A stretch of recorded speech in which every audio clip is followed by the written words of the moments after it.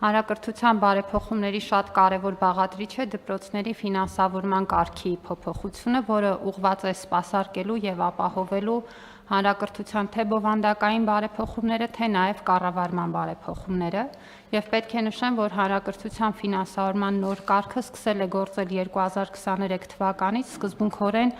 փոխելով դպրոցների ֆինանսավորման հայեցակարգը, որտեղ մենք անցում արեցինք աշակերտ թվով ֆինանսավորումից դեպի դասարան թվով ֆինանսավորման և սահմանեցինք նորմատիվային ֆինանսավորում դպրոցների համար, սակայն ինչը կարևոր եմ համարում ընդգծել, ֆինանսավորման նոր կարգը բարեփոխում է ուսուցչի վարձատրության և աշխատանքի համակարգը, ընդ որում հաշվի առնելով, որ հաճախ շահարկվում է, թե մենք ուսուցիչների վարձատրության բարձրացման ուղղությամբ միայն կամավոր ատեստավորման մեխանիզմն է, որ ներդրել ենք, կարծում եմ սա լավ առիթ է նաև ներկայացնելու մեր ձեռնարկած քայլերի ամբողջ շղթան, որի մի էական մասը հենց ֆինանսավորման կարգի տրամաբանության մեջ է։ Պետք է հիշեցնեմ, որ ուսուցիչների վարձատրությունը մեկ անգամ բարձրացվել է 2019-ին համատարած 10%-ով, այնուհետև 20 թվականին սահմանվել է ուսուցչի վարձատրության նվազագույն շեմ, մինչև սա ընդհանրապես նման ուրեմն մոտեցում չէր կիրառվում և 20 թվականից 108,800 դրամը սահմանվեց իբրև ուսուցչի վարձատրության նվազագույն շեմ, սակայն ֆինանսավորման նոր կարգով 23-ից ուսուցիչների նվազագույն վարձատրության նոր չափ սահմանվեց 119,900 դրամ, որը շուրջ 10%-ով ավել էր նախորդ սահմանումից և սա արդեն իսկ կարելի է ասել, որ համատարած բարձրացման հաջորդ փուլն էր։ Բացի դրանից ֆինանսավորման նոր կարգով փոխվեց ուսուցիչների դրույքաչափը նոր չափորոշչի ներդրմանը զուգընթաց, սեպտեմբերից արդեն 12 դասարաններից 11-ում նոր չափորոշիչը կգործի և սրա շնորհիվ ուսուցչի շաբաթական դասավանդվող ժամերը նախկինում գործող 22-ի փոխարեն դառնում են 18 ժամ տարրական դասարանների համար և 20 ժամ մյուս դասարանների համար, ինչը հանգեցնում է դասավանդվող 1 ժամի արժեքի բարձրացման 20%-ով տարրական դասարանների համար և 10%-ով միջին և ավագ դասարանների համար։ Պիտի ասեմ, որ 22 շաբաթական ժամ դասավանդման մոտեցումը որդեգրվել էր 2000-ականներին և մի նպատակ ուներ՝ փող խնայել, բայց փող խնայել կրթության որակի հաշվին, որովհետև բազմաթիվ հետազոտություններով ապացուցված է, որ ուսուցիչը պետք է ունենա բավարար ժամանակ դասերին պատրաստվելու, դասերի արդյունքները ամփոփելու և ինչքան մենք մեծացնում ենք շաբաթական դասավանդվող ժամերի թիվը, այնքան անկում ենք ունենում կրթության որակին, որտեղ ուսուցիչը հասցնում է միայն մի դասարանից մյուսը գնալ և այս փոփոխությունը հիմնարար փոփոխություններից մեկն է, որը ուղղված է կրթության որակի բարձրացմանը և որը պետության վրա ունեցել է միլիարդավոր նոր ներդրումների անհրաժեշտություն կրթության ոլորտում։ Պետք է ասեմ, որ կրթության որակին ուղղված ֆինանսավորման կարգի մի շարք այլ փոփոխություններ ենք արդեն իսկ ներդրել, որոնք նոր չափորոշչի մասն են, մասնավորապես առաջադիմության խնդիր ունեցող երեխաների համար մենք վերցրել ենք պարտավորություն կրթական հավելյալ ծառայություն տրամադրելու և նախորդ ուսումնական տարում, որն այս արդեն ավարտվում է,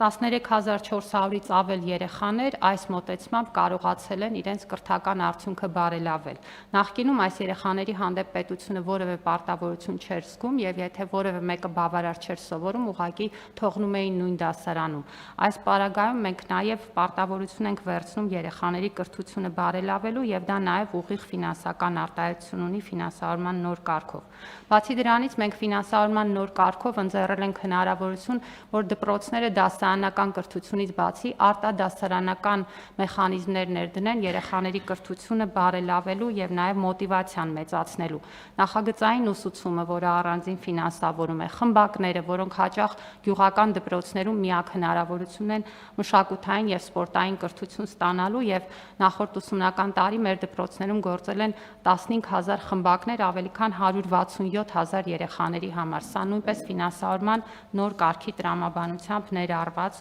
գործընթաց է։ Բացի դրանից, ֆինանսավորման նոր կարգով մենք ներդրել ենք լաբորատորիաների պահպանման և լաբորատոր նյութերի ձեռքբերման ծախսերը։ Կառավարության ծրագրի շատ կարևոր մաս էր լաբորատորիաների ստեղծումը, բայց բնական է, որ դրանք շարունակական գործարկման ծախսեր ունեն և դա նույնպես ֆինանսավորման կարգով նախատեսված է, ընդ որում այս գումարը չի կարող վերաբաշխվել ոչ մի այլ նպատակով, այսինքն պետք է օգտագործվի միայն հենց այս ուղղությամբ։ Շատ կարևորում եմ, որ ֆինանսավորման նոր կարգը հնարավորություն է տվել նոր միջավայր ապահովել ներառականության համար։ Ֆինանսավորման նոր կարգով մենք առանձին միջոցներ ենք հատկացնում դպրոցների միջավայրի հարմարեցման համար այն դպրոցներում, որտեղ դրա կարիքը կա, ինչպես օրինակ թեքահարտակների, եւ բացի դրանից առանձնացված է յուրաքանչյուր առանձնահատուկ պայմանների կարիք ունեցող երեխայի համար խելամիտ հարմարեցումների ֆոնդ, որը թույլ է տալիս երեխայի կրթությունը կազմակերպել ավելի արդյունավետ։ Մեր բոլոր դպրոցներում ֆինանսավորման նոր կարգով ներդրվել է հոգեբանի հաստիքը, այժմ մեր դպրոցներում 900-ից ավել հոգեբաններ են աշխատում եւ իդեպ կառավարության ընդամենը մի քանի նիստ առաջ մենք կայացրեցինք որոշում նաև նրանց կամավոր ատեստավորման մեխանիզմի ներդրման եւ այս տարի հոգեբանները նույնպես հնարավորություն կունենան ատեստավորման մասնակցել։ Ֆինանսավորման նոր կարգով նաև բազմաթիվ այլ բարեփոխումներ են արվել, կանոնակարգվել են դպրոցների պահպանման, կոմունալ ծախսերը, գործող հաստիկները, յուրաքանչյուրի գործառույթն ու աշխատանքների նկարագիրը, որոնք սահմանվել են կառավարության նաև այլ որոշումներով։ Մեկ թվային ցուցանիշով փորձեմ ցույց տալ այս կարգի ազդեցությունը։ Ֆինանսավորման նոր կարգել է նրան, որ էապես ավելացել է հանրակրթության ֆինանսավորումը կամ դպրոցների պահպանման ծախսերը։ Եթե 2019-ին այս ուղղությամբ ֆինանսավորում կազմել է 85.26 միլիարդ դրամ, ապա 24 թվականին մենք արդեն իսկ հատկացրել ենք 118.84 միլիարդ դրամ կամ 33.58 միլիարդ դրամով ավելի կամ 39%-ով ավելի։ Իհարկե նաև սովորողների թվի աճ ունենք, բայց ֆինանսավորման աճը էապես գերազանցել է սովորողների թվի աճին։ Ընդ որում ուզում եմ հատուկ նշել, որ սա չի ներառում ուսուցիչների հավելավճարների վարձատրության ծրագրերը, որոնց առանձին միայն նախորդ տարի 10 միլիարդ դրամ է ուղղել պետությունը։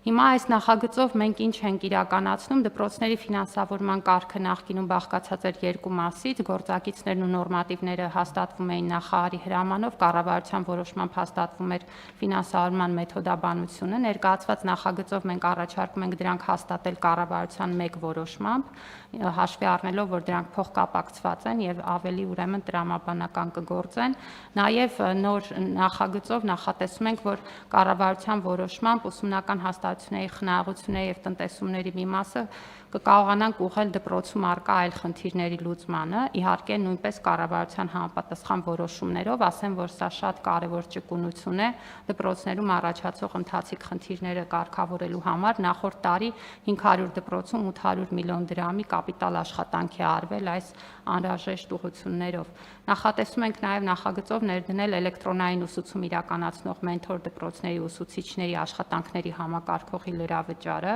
Պետք է հիշեցնեմ, որ մենք այն մեր գյուղական դպրոցներում, որտեղ ուսուցչի թափուր տեղ կա եւ չի լրացվում, էլեկտրոնային դասավանդում ենք անում, այս պահին 96 գյուղական դպրոցների 5250 երեխաներ այս միջոցով շատ կարևոր առարկաների դասավանդում են ստանում 190 ուսուցիչների կողմից։ Նաև անցումային դրույթներով նախատեսվել է, որ կարգը կգործի 2025-ի սեպտեմբերի 1-ից, այսինքն նոր ուսումնական տարվանից։ Խնդրում եմ հաստատել։ Շնորհակալություն։